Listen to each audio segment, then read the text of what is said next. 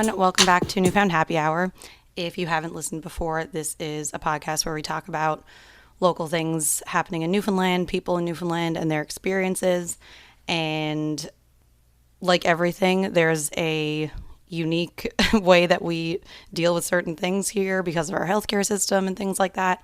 And we don't really touch on it in this episode, but when it comes to fertility and pregnancy and things like that, we really don't have the resources here. And a lot of people are forced to go away to get pregnant or to have life-saving procedures when they are pregnant for them or their babies. And this is something that my friend Megan, who we talked to today, had to deal with. She had to go to Toronto more than once because of her experience with her pregnancies. So we didn't talk about that in the episode today, but it's probably something that a lot of you are aware of. If you're someone who's tried to get pregnant or had any issues or had to go to Toronto for any medical procedure, because we just don't have the resources here, which sucks because we are a declining population and people should be able to have children if they want to. So just wanted to point that out before we have this conversation. But the reason we're having this conversation today is because October is Pregnancy and Infant Loss Awareness Month. And unfortunately, I do have a friend who has experience with this, who I thought would be a great person to talk to. So she talks about her experience, and unfortunately with both her pregnancies, she's had health issues and has had to, like I said, go to Toronto and make some really hard decisions. And like we talk about, it's not something that is talked about, even though it happens so frequently. And I think it's such a good thing to talk about because the more aware we are of how common this is, the more educated we would all be, and there probably wouldn't be as many men making laws about women's bodies and pregnancies that are this exact situation. So the more you know, the better, I think. And for anyone going through it, or if you have friends who may be going through it, she gives us a couple tips for how you can support that person, how you can support yourself. And yeah, it's kind of a sad conversation, but at the same time, a hopeful one. So my name is Sarah, by the way. I don't think I said that. And we'll be talking to Megan in just a few seconds. All right. So I think this is going to be a really good conversation because it is stuff that people don't talk about really, and stuff that people don't know about. Yeah. And Definitely. like for our friend group, to say the least, it was like obviously a very sad time, but like very educational and very like, we learned so much about pregnancy and like, yeah, same. I didn't even know anything about it before. And it's obviously like not something that you ever expect to happen or to go through, or for anybody that you know to go through or anything like that. So I definitely learned a lot as well, unfortunately. Yeah, very unfortunately. Do you want to say your name and your age? Oh, yeah. Do you want me to say my full name? No, Megan. Yeah. My name is Megan, and I'm 28. And this is going to come out on the 14th. So when it comes out, you'll be 29. Oh my God. Yeah. Yeah. My birthday's the day before. Oh God. Yeah. Yeah. Yeah. And I always start with how we know each other. I don't even know how we know each other, Sarah. I used to go to your birthday parties, I'm pretty sure, before I even knew you, like before we were even friends. Yeah. Well, your bus crawls. Yeah, I was trying to think about it. Well, I think you worked with a bunch of girls from Torbay. Yeah, I did. Because there's a picture of us at Daniel Broomfield's house in like 2011.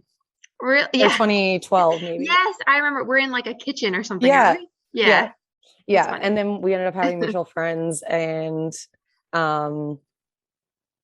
a bunch of you are nurses. And so I'm in a group chat with 4 nurses and I learned so much. I'm like, I said to someone, I was like, yeah, well, like one of my friends at the Janeway, and like the others are in OBS and Gynae, and like she worked on 5 North B, and people are like, so what unit are you on? Yeah. And I'm like, no, I'm not a nurse. I just like speak like one sometimes. Yeah. Yeah. So I guess that's how we know each other. We've been friends a long time. Yeah. And obviously you're a nurse. So, but that's not your only job. So do you want to tell people what your 2 jobs are? Oh yeah. So I am a nurse in my other job too, but I guess it's like a different kind of nursing. Hmm. So I do like Botox injections, like it's more on the aesthetic side. Out of the hospital, it's definitely a nice break from Hmm. the hospital side of things, and it's like a hobby almost. Yeah, it's a bit more fun. Weren't It's you definitely fun. the youngest injector in the province for a minute? A little while back, yeah, I Yeah, was. Yeah. that's so cool. Yeah.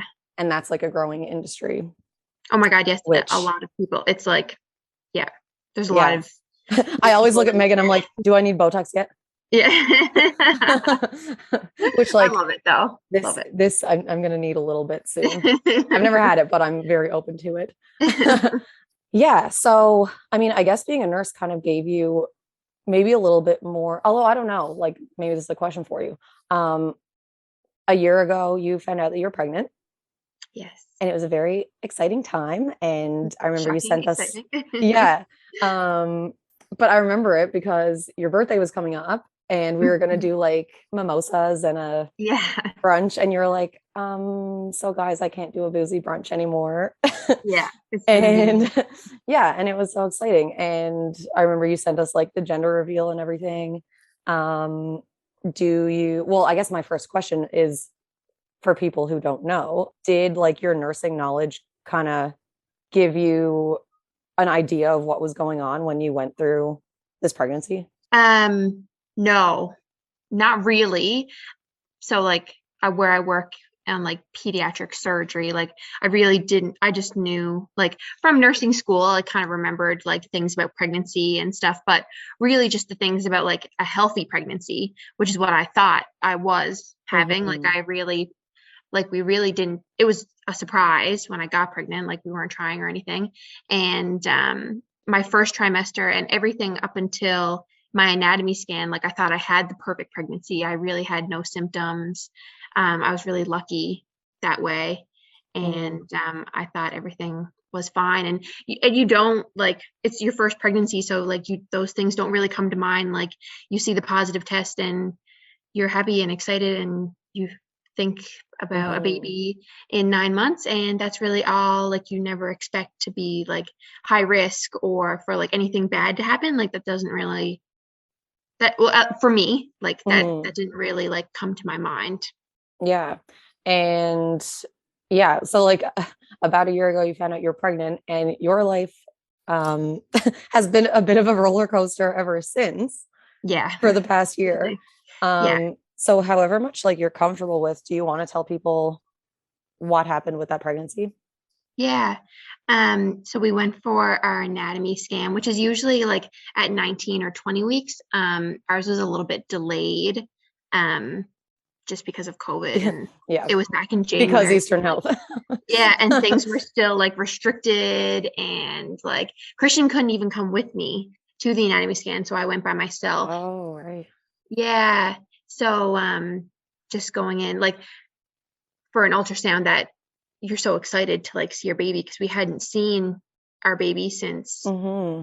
I think I had my first ultrasound really early on when I was like 10 or 11 weeks, like the dating ultrasound just to like confirm pregnancy and stuff.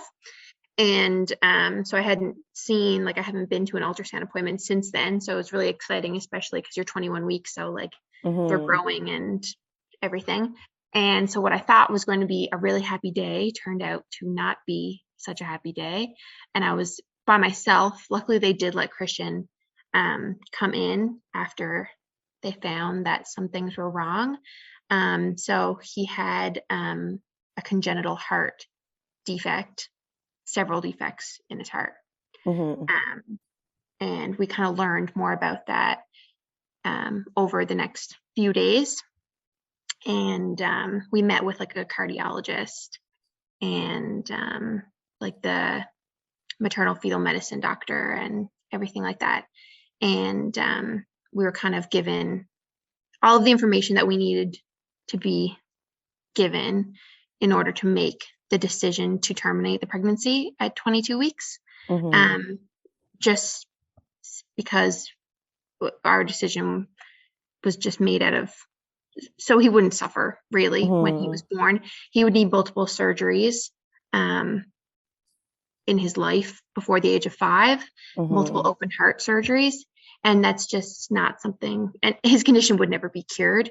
So it's just not something that we really wanted to put our Right. child through. Right.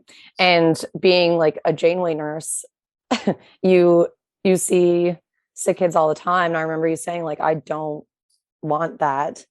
Yeah. Because Yeah, you know definitely. so much about it, and you know like the struggle that is.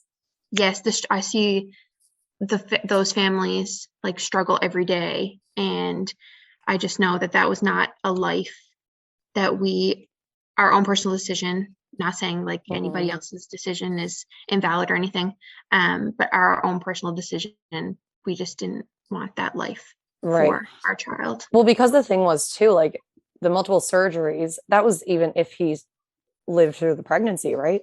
Yeah.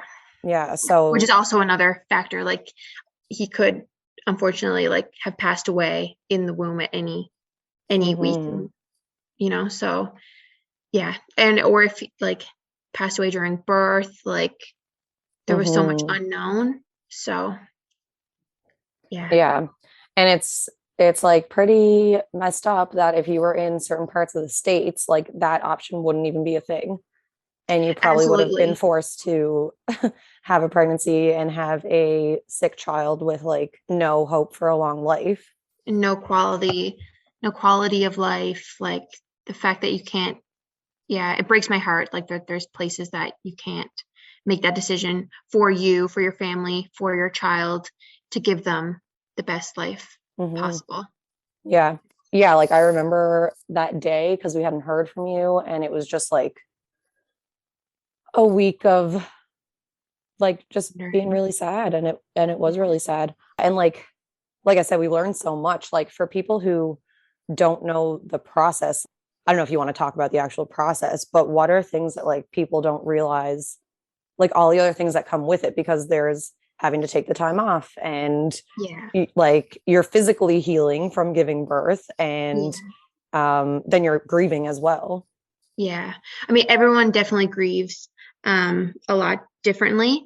But I found like the most like helpful thing to me was when people would message me and like acknowledge Tommy, like and like use his name and just like acknowledging the fact that it happened. Like I feel like the worst thing, and people are uncomfortable, and that's fine. Like if you're uncomfortable, but I think the worst thing that you can do is like pretend like it didn't happen, Yeah. or like that nothing happened. And I feel like if people who have lost babies, and maybe this is just me, but I feel like where I wanted to share his name, and like I wanted people to talk about him, and like because he was real, and like Yeah. he's not, like I feel like that really helped me when people would like message me and use his name and like acknowledge what happened and that kind of stuff. And then I also like there's multiple like support groups online as well, which I found really helpful because it's just a place where like obviously these people know what you're going through as well. And I didn't really post in the support groups, but just reading them and what other people were going through like just brought me comfort. And yeah, going for walks every day I felt really helpful. And when me and Christian went to Vegas, we went on a trip a month after everything happened just to get away, and that was definitely like well needed. We definitely needed Yeah. to do that. Yeah, for sure. And I guess to kind of like continue that, what are some, because this was like something I wasn't sure of. Like I remember seeing you the day like you went into the hospital, and like it's not something that, it's obviously something a lot of people go through, not your specific situation, but like miscarriage or having to give Yeah. birth early or like infant loss in general. Yeah. But at the same time, like not a lot of our friends have kids yet. Like everyone's starting to have babies and get married and all of that. But like, Yeah.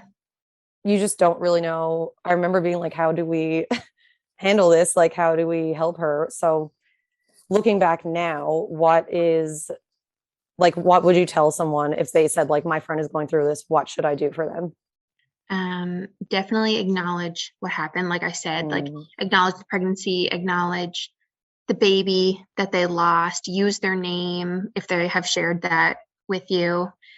And then for afterwards, I found like I really liked when people would text me.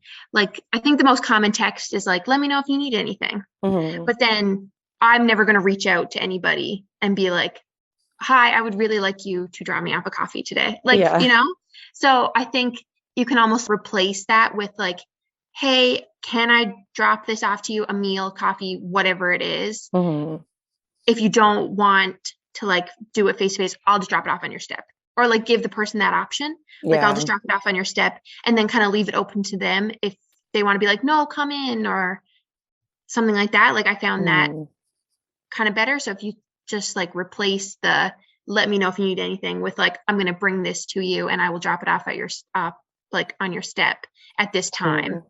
And then it's kind of open to them if they, want you to come in, or they might not like want to see anybody at that time, but at least it's not leaving it up to them to like contact you for something that they need or maybe want or may not feel comfortable saying.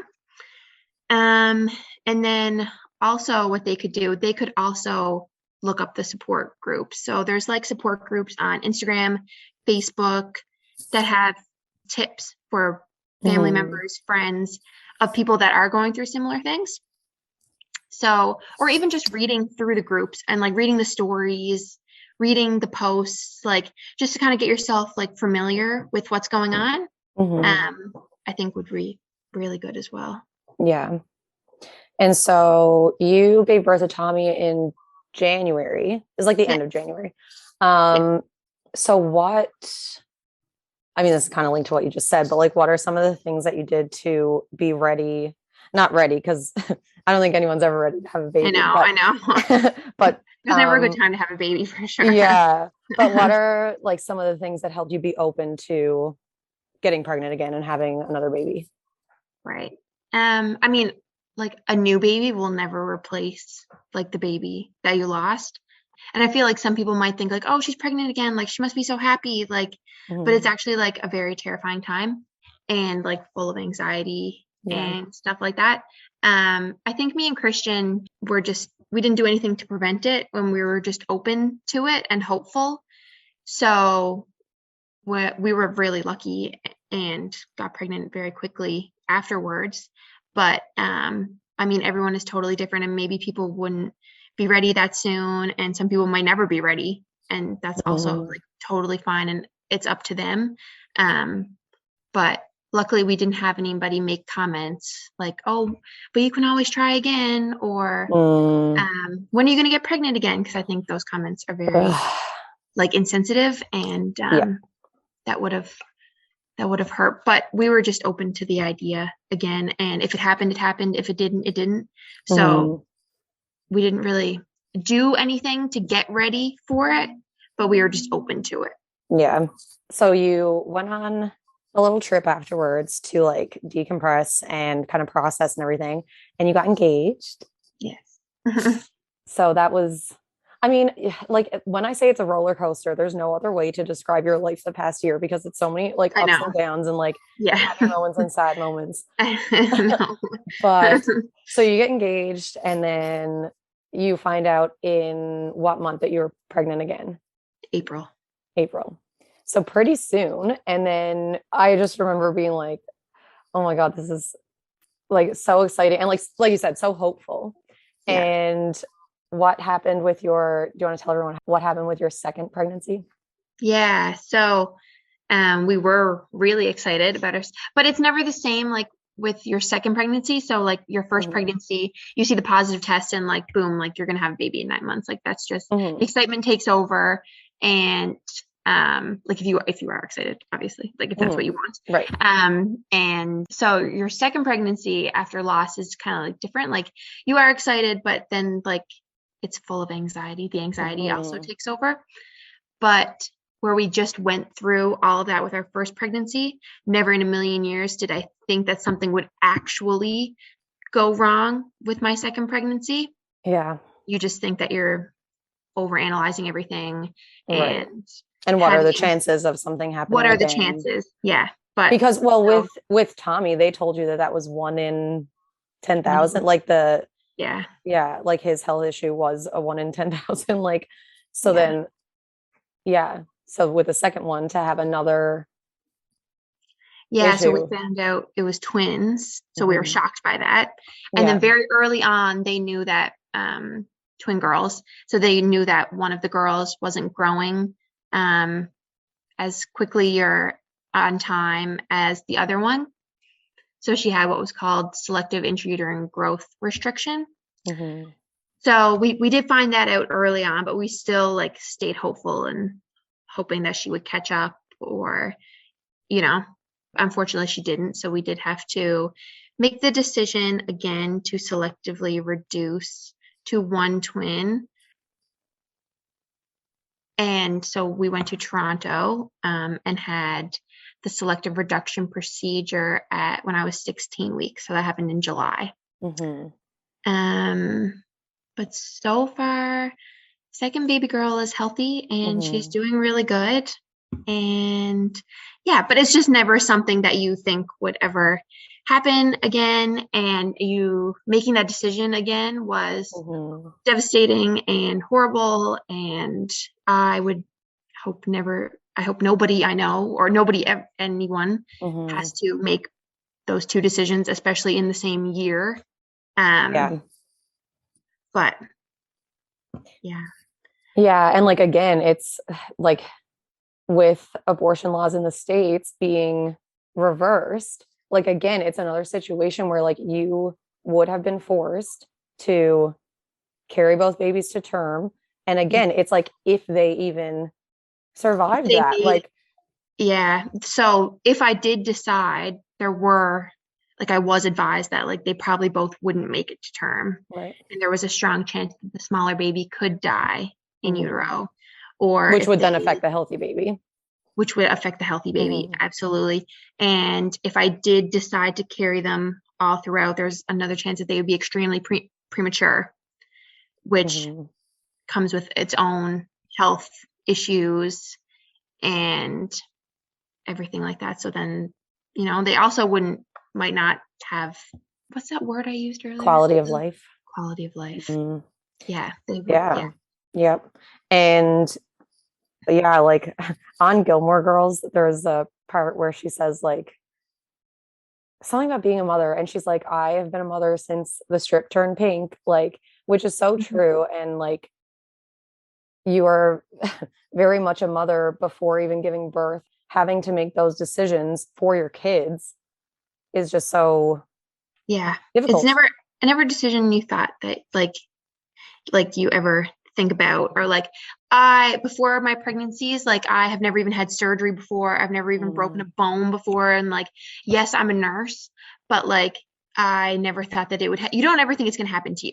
Like, you don't ever think that like these bad things are going to happen to you, especially like being healthy and having nothing. Like I've never had any medical procedures or like anything prior to this. And then back-to-back pregnancies, and I'm high risk, and like, you just never think that is going to happen to you. Yeah. A couple months ago, Christian made a very well-written Facebook post that got like a lot of shares, and a lot of people being supportive, obviously, because like I said, it's not something that people talk about. And I remember when like this first happened, like I was telling my mom about it, and she's like, yeah, well, I know someone who had like a similar thing. And I'm like, I have never heard of that. Like I know people don't talk about it. And I think especially before social media, like people really bottled it up, and like people don't even talk about miscarriages, like let alone the more having to give birth early, or like stillborns or things like that, infant loss in general. And so for him to make a post, I just loved it so much, because like when you do hear people talk about it, it's mostly just women. But it doesn't affect just women. It very much affects the partner who is going through it with you. Absolutely. So did you, I mean, I know the answer to this, but did you know that he was writing that post and that he was going to post it? And what did you I had no idea he wrote it. I was at work when he wrote it. And then when I came home, so I can like take absolutely no credit for this post because he did it all by himself. And when I came home, he showed it to me and asked me if he could post it. And I said, yes, absolutely. Like, especially coming from like a man's perspective, like you said, like like often you hear like women talk about it. And like, I feel like the dads like kind of get pushed to the side almost, or like not forgotten, but like kind of like they're not really acknowledged a lot of the time. So for it to come from like a man's perspective, I think it was really eye-opening and educational and really good for people to read and see and learn from, definitely. Yeah. And good for like other men to see, because it's so funny. Like I talk about my dreams a lot, and like women always have dreams about being pregnant. I've had so many dreams about being pregnant. Yeah. Well, any men that I've talked to, men don't have those dreams because men have never thought about being pregnant. Like they don't think about that, and they don't think about having to like carry a baby or give birth or get an abortion or like think about those choices. So yeah, I loved that he made that post, and like I know he's been so good to you in general, and then especially through this whole past year of crazy ups and downs. And like it makes me sad to think that some people go through this alone. I know. I can't even imagine, because Christian has been so good and supportive, and I can't imagine like doing any of this without him. So the fact that some people go through it alone or don't have a supportive partner, like it breaks my heart, because I can't even imagine that at all. Yeah, it's definitely very important to have like a good support system, but a supportive partner too, like going through it with you. Like, well, yeah, my whole like support system, like all my family, my friends, like even when I was in the hospital having Tommy, like Jesse being there, Christian being there, like they let my mom stay there overnight. Just like having those people there, like I can't imagine doing it by yourself. Like I'm very lucky to have all these people with me, you guys, like everyone. Yeah. And like for people listening who might not know, obviously, like I said, a lot of my best friends are nurses. And as like terrible as the situation was, two of our friends do work in labor and delivery. And like you said, we're able to be with you and like be in there. And well, I mean, Jesse was there when you gave birth, right? Jesse was there the whole time. For the whole 4 days. Brittany was there. And like I am so happy and thankful, and like I can't thank them enough for like being there when I was there. I don't remember a lot of it, but the parts that I do remember, like I can't imagine if I had to be there alone. Yeah, for sure. And I know like since having these 2 pregnancies and going through everything that you've gone through, like you just want a healthy baby and like other things really don't matter. And I know you've told us a couple times, but what are some things that I know you mentioned about like people being like, well, you can try again or whatever, but what are some other comments that people have made that people need to stop making in these situations? I think it's just like, I know people, they don't mean to be like malicious or like arrogant or anything like that when they make these comments. And for someone who hasn't experienced loss, like maybe they don't like maybe these comments don't bother them at all. And I never really like make it a point to like say that these comments bother me or something. I usually just like nod and smile, or just let it, like there's no point in like making a scene about it or anything. Like I'm not gonna.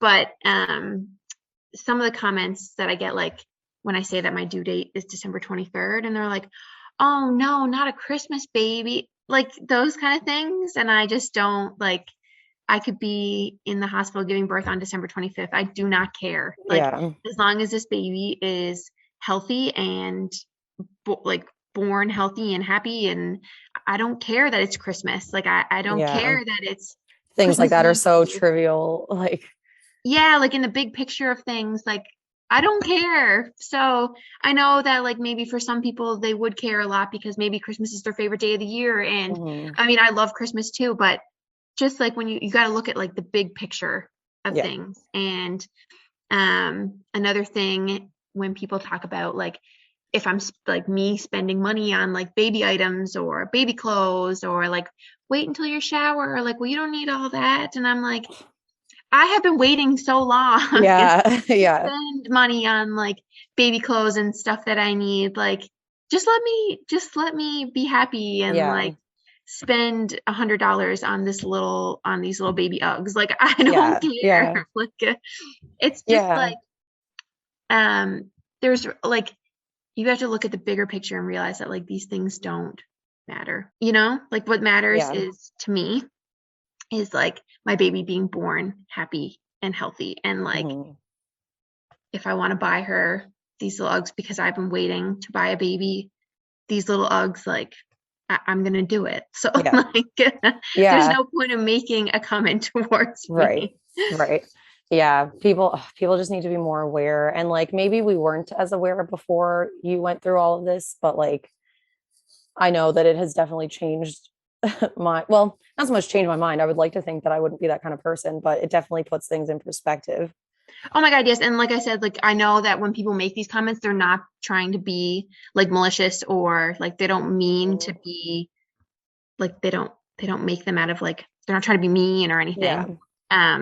But if you haven't experienced loss or like infant loss or miscarriage or anything like that, I guess it's obviously hard to put yourself in that person's shoes and hard to understand like why these comments might bother them, or, so it's fine. That's why I just let it brush off. And I remember you like wondering about like when you should post, especially with the second pregnancy, like, because for a while, like, we knew that it was twins and like we weren't sure, like we knew something might be up, but we weren't sure.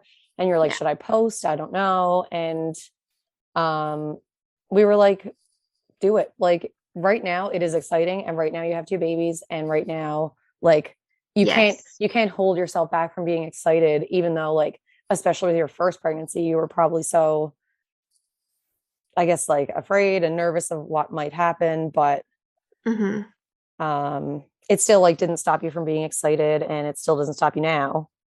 And that's kind of like the quote. So I have these like two quotes on my phone that I took from I just took screenshots of them from one of my support groups that I read before I like have an ultrasound or before I have a doctor's appointment, if I'm feeling stressed or anything like that. And one is like, this is a new pregnancy and you're pregnant right now until you have anything to suggest that something is wrong. And another one says, this is a different pregnancy with a different baby and a different outcome.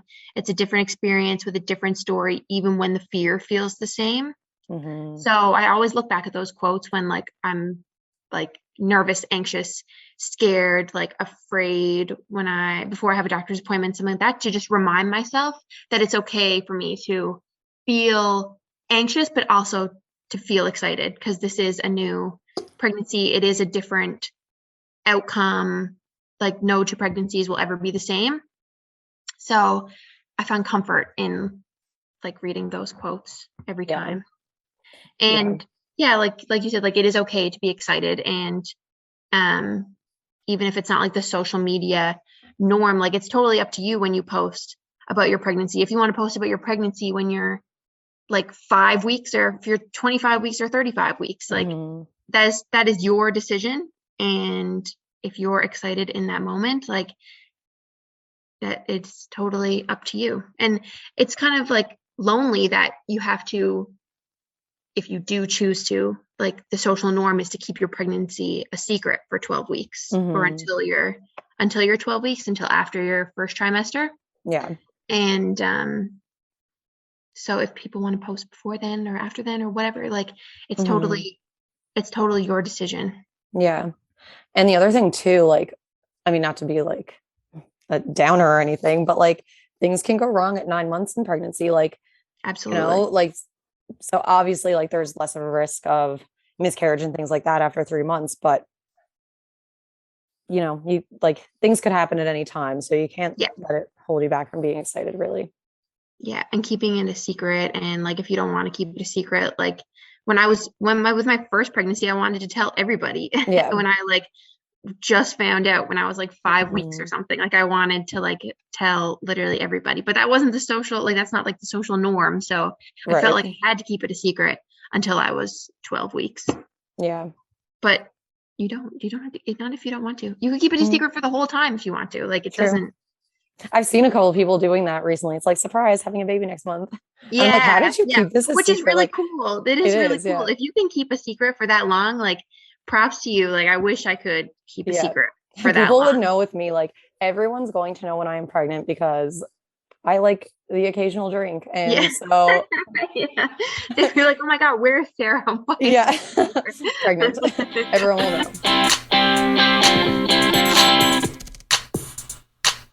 Yeah. So is there anything else you wish people knew about this whole experience or this process? I guess like really the most important thing is to like how you can be a support and like we were saying earlier, like with the text, like instead of if you need anything, let me know, like you can just drop something off to them or like research the support groups for yourself. Like even though it seems like they're just for the people going through it, they're also a really good resource to refer to if you want to support somebody going through it, because it has literally all the information there. It has people's posts, it has tips, like they have everything. It's not just for the people that are going through these things. And like especially the ones on Instagram, like they're all open. You don't have to request to follow them or anything like that. Like they have it all out there for the public. So if you do know someone going through it, I would always suggest to look at those and just they do have really helpful tips and suggestions and stuff like that. Yeah. And to end like on a good note, what is the latest update with this pregnancy? Oh, well, she had that little, I don't have it with me right now. It's in my car, but that 3D picture that I sent you guys yesterday. So we got that. That was really cool because I didn't know that they would do that at her ultrasound. Yeah, it was so clear. Her little pointy nose. Oh my God. I know. I'll be 29 weeks tomorrow. Yeah. She is 3 pounds and 1 ounce. She's measuring a week ahead. So right on time. And everything, knock on wood, is going good so far. Yeah. So she'll be a little Christmas baby. Yeah, December 23rd is your due date. But as we know, it could be early, it could be late. It could whenever she is ready. So whenever she is ready, she will make her appearance. Yeah. And do you have a name? Excited. You don't have to tell us. I mean, you kind of told us what you're thinking, but I don't know if that's okay. Christian started calling her Ivy like really early on. So it's just kind of stuck. So it's obviously not going to be my last name. It's not going to be Ivy Ivany. Yeah. Oh my God, that would just be so sad. So it'll obviously be like Ivy Chater. And we just haven't decided on a middle name yet. But that is her name. That's what we call her. That's going to be her name. I cannot wait. Like I think all of us, like especially everyone who knows you guys, will just be so happy to finally see a baby in your arms. I cannot wait. I cannot wait to hold her. I can't wait to see her. Like, I'm just so excited for you. I can't wait for everybody to meet her. Like I am, like, that's what I'm most excited about. I think like everybody, like our house just being like an open, like swinging door, like people just like once we get settled after, like you're going to regret saying that to me. Cause like, I know I am. I'm like, obviously anyone who listens to this knows that I'm single as hell. So like, I'm not having my own kids anytime soon. And all my like cousins and friends are having kids and I'm here for it. No, we won't regret. We won't regret it. That's not something. That's what like we want. Like once we get settled and like we've had our alone time and like everything is good. Our house will just be like a revolving door. Like whoever wants to come and visit. Like I hate like being stuck in the house and being alone anyways. So like having all of the friends and all of the company and stuff like that, I am all for it. So whenever somebody wants to visit. Love it. Yeah. So I always end with advice. And it doesn't even have to be related to like pregnancy or anything like that. Sometimes it's just like advice that someone gave you or like something that you always share with people. So is there any advice that you want to share? Or maybe like, or like, what would you say to someone going through this situation? So I actually did know of somebody that went through a similar situation a month after I went through it. Mm-hmm. So I reached out to her and just kind of offering, like, if she ever wanted to talk about it, like, she didn't have to respond to my message or anything like that. Like, it was totally up to her. I just wanted to throw it out there if she did ever want to speak to me about it, because as much as you hate and you know exactly what that person is going through, it gives you like a sense of comfort that, like, you know that you can talk to somebody who has been through the exact same thing and knows exactly what you're going through. And so I would just say, like, don't ever hesitate to like reach out to somebody. Like, even if like people would reach out to me and say, I know mine isn't the same, like I just had a miscarriage, but like you didn't just have a miscarriage, like you also had a pregnancy loss. So like no loss is like too big or too small to like reach out to somebody. Yeah. So I think that's like really important as well, to all, like, don't hesitate to like reach out to people, and kind of give them the option. If they choose to respond or not, you can say, this is just me reaching out. If you don't want to respond, that's totally fine. I won't take offense. I just want to let you know that I am here if you want to talk about it, and this is my situation. And if you want to talk about it further, like, I'm always here. Yeah. Yeah. And I think like that's the good thing about social media, is you can connect with people on like things that you're going through. And like I said, like, I don't think like our moms, like, I don't think they really talked about it with each other, with like the public. Cause I mean, on one hand, like, how would they? But yeah, like, it just wasn't talked about. And like, I was so surprised when mom was like, yeah, I know like these people who went through similar things. And I'm just like, I have never heard people talk about it. And I think it is good that people are talking about it now. And I think it's great that Christian made that post and that like people can learn about it. And like, I usually just not feel alone in it. Yeah. I usually hate social media, but like for those reasons, like, people wouldn't, like, when people reached out to me, they would have no idea that I went through this if I didn't post, if other people didn't post. Yeah. So social media, a lot of people go through it without posting about it. So and that's their own decision. Like, not saying like you have to post about it. Like, it's very personal and it's very it's like your own choice if you want to post about it. It's very emotional time, and obviously very personal to post. But social media can be used for good. Yeah, definitely. Yeah. Well, thank you so much for doing this. Obviously, it's not like a happy conversation, but things seem to be going in a good direction now. Yeah, no, I like talking about it. Yeah. And I think it, like, I mean, hopefully nobody listening to this has to go through that or make those decisions. But if they do, or if like anyone listening has friends or family that go through it, I think this conversation is very helpful to, I don't know, just give tips of like how to support the people going through it, or how to like support yourself if you find yourself in that situation. Yeah, absolutely. It's definitely, it can definitely feel like a very isolating time. So having the support there is like very important. Yeah. Yeah. And I can't wait to meet the baby in December. I know. I can't wait for everybody to meet her. I'm so excited. And I'm so excited for you. And like, thanks. We're just hoping it all goes well. And I think it's going to. Yes, I think so. I hope so. Well, thank you. Well, thank you. Thanks for listening, everyone. And thank you, Megan, for trusting me. I know that this is obviously not a great conversation, but like we said, a hopeful one. And it really just puts things into perspective. Like, I know a lot of people with children, especially with social media, you think that you should be doing X, Y, Z.